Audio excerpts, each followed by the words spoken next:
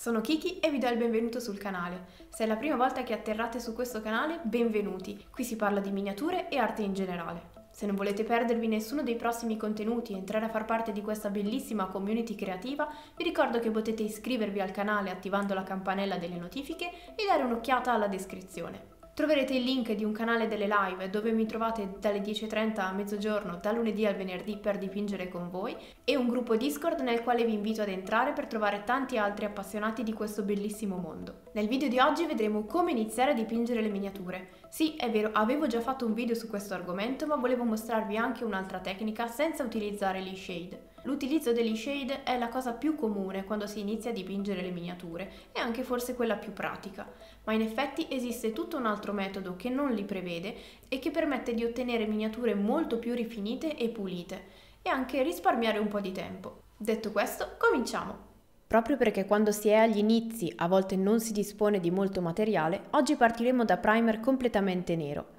Il primer zenitale, ovvero nero, grigio e bianco, ci avrebbe aiutato a individuare i volumi e a stendere i colori più chiari, ma anche così riusciamo facilmente a trovare i punti da illuminare, osservando la miniatura sotto ad una luce. In questo modo appariranno chiari i punti voluminosi. Scattiamo una foto e teniamo quella come riferimento, che vi mostrerò in diversi punti del video. Ricordiamoci però, prima di procedere, che le miniature di plastica andranno lavate prima di applicare il primer o potremmo avere problemi durante la stesura. Ho creato una playlist apposta con alcuni video dedicati a chi inizia, con informazioni riguardo alla pulizia, ai pennelli, ai primer e come trovare le consistenze del colore, delle quali parleremo anche in questo video. Ve la lascio qui e sotto in descrizione. Ora che il nostro modello è pronto per essere dipinto, iniziamo stendendo i colori base, che dovremo cercare di stendere nel modo più omogeneo possibile.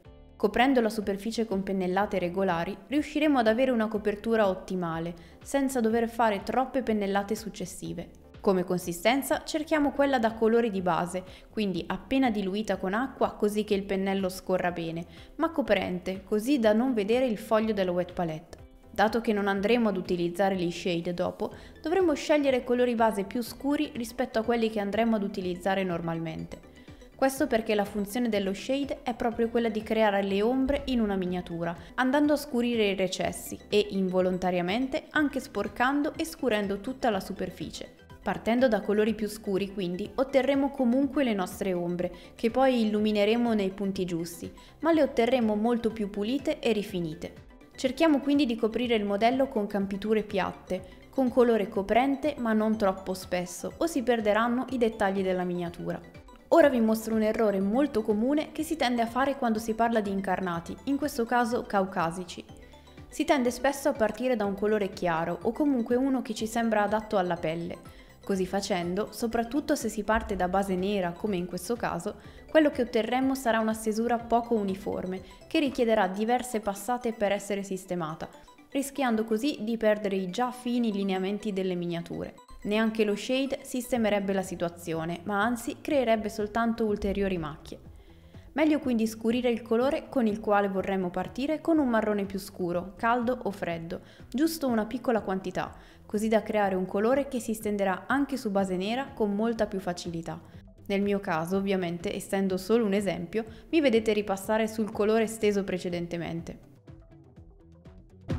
A parte questo, anche la marca dei colori usati ci facilita o ci penalizza molto. Alcuni sono coprenti senza sforzo, altri purtroppo tendono a scomporsi o comunque la poca pigmentazione richiede diverse passate.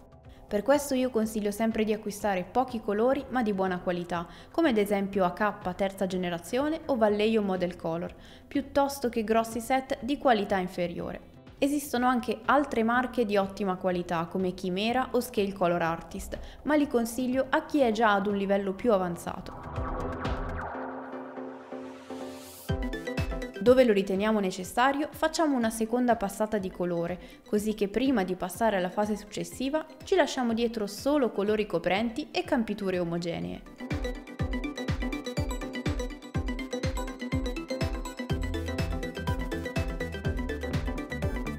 Ora che abbiamo la nostra base piuttosto scura, siamo pronti a tirar fuori i volumi.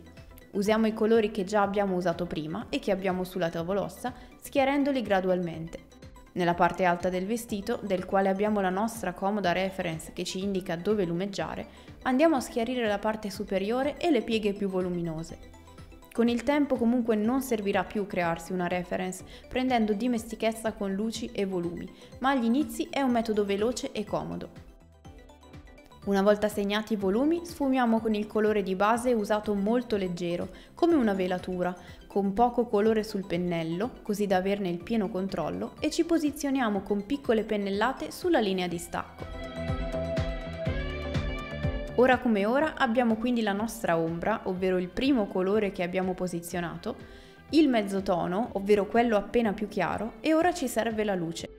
Senza questi tre passaggi, o meglio omettendo uno di questi tre, ogni elemento sembrerà non avere volume, perché manca una parte fondamentale del volume. Affinché questi passaggi cromatici siano e rimangano visibili a fine pittura, è importante che al graduale schiarire del colore corrisponda un relativo rimpicciolimento della zona colpita. Come prima sfumiamo lo stacco tra questo colore di luce e il mezzotono precedente.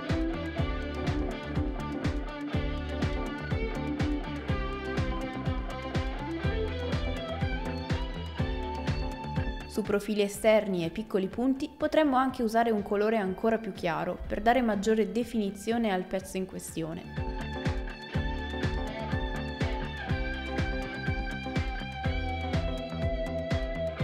Per il grembiule seguiamo lo stesso procedimento visto prima.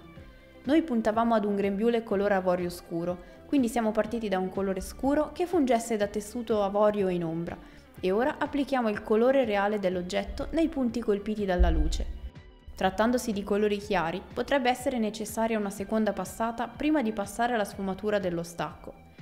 Sfumiamo lo stacco sempre con poco colore sul pennello e stando attenti alla direzione della pennellata. O creiamo un colore intermedio al 50% tra i due colori da sfumare, oppure ne usiamo uno dei due in questione, ma riportandolo sempre nel colore di appartenenza. Quindi se stiamo usando il colore chiaro, inizieremo la pennellata nel colore scuro, per poi finirla nel colore chiaro. Se stiamo invece usando il colore scuro, faremo il contrario. Infine, rifiniamo alcuni punti con l'avorio puro, per dare un colpo di luce ulteriore.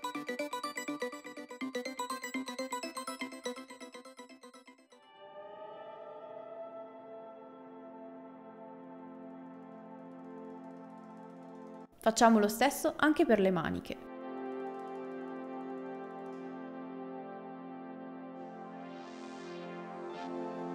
Rifiniamo velocemente con un pennello preciso anche i lacci del vestito, anche se alcuni altri dettagli li inseriremo alla fine.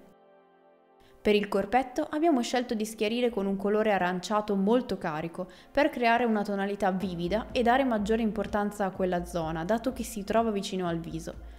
Per la gonna invece, lontana dal punto focale, scegliamo di schiarire il bordeaux con il bianco, colore che notoriamente desatura molto i colori, così da creare una lumeggiatura meno vistosa.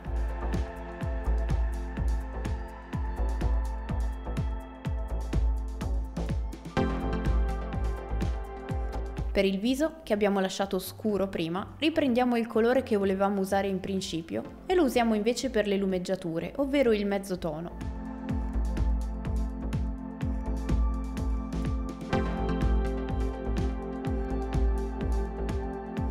Posizioniamo il colore, lasciamo asciugare e poi sfumiamo.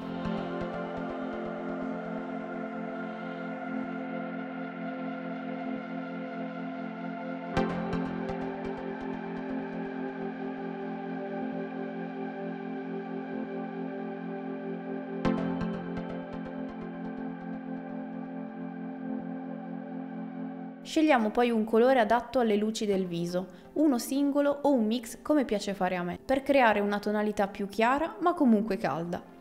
Aggiungiamo le luci restringendo la zona e sfumiamo. Come da reference la luce è in alto a destra, quindi concentriamo queste luci solo in quella zona, evitando completamente di metterle nella parte in ombra.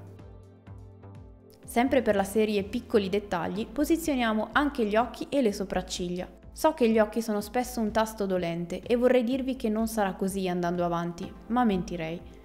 No, scherzo, sicuramente diventeranno più facili, ma saranno sempre una fase delicata. Ecco qualche consiglio: mai usare il bianco come colore base per l'occhio, meglio un grigio chiaro o il colore della carnagione. La pupilla non dovrà essere troppo evidente o sembrerà sproporzionata e dovrà seguire la direzione dello sguardo. Potremmo decidere di dipingerli prima di fare il viso, per paura magari di rovinare quanto già fatto, oppure fare come sto facendo io, semplicemente andando a restringere con il color pelle lo spazio dedicato all'occhio, per rendere meno sgranato lo sguardo che abbiamo segnato. Per dare volume ai colori metallizzati, molto usati nella pittura soprattutto all'inizio, si possono andare a scurire con colori come nero, blu scuro o marrone per creare una versione più scura, così da aggiungere luce con il colore originale. Come ultima fase di pittura non sono da tralasciare i piccoli dettagli. Potrebbero sembrare sciocchezze, ma fanno davvero la differenza.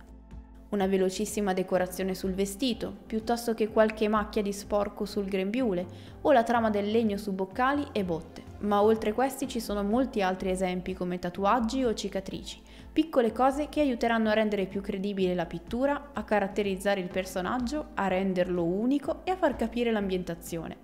Se vogliamo usare le nostre miniature in gioco, non dimentichiamo di completarle con uno strato sottile di protettivo opaco, che è la finitura che personalmente vi consiglio per evitare l'effetto giocattolo. E con questo si conclude il video di oggi. Se il video vi è stato utile, lasciate un like e magari un commento per farmelo sapere. Io come sempre vi ringrazio di aver visto il video fino alla fine, vi do appuntamento al prossimo e fino ad allora siate creativi!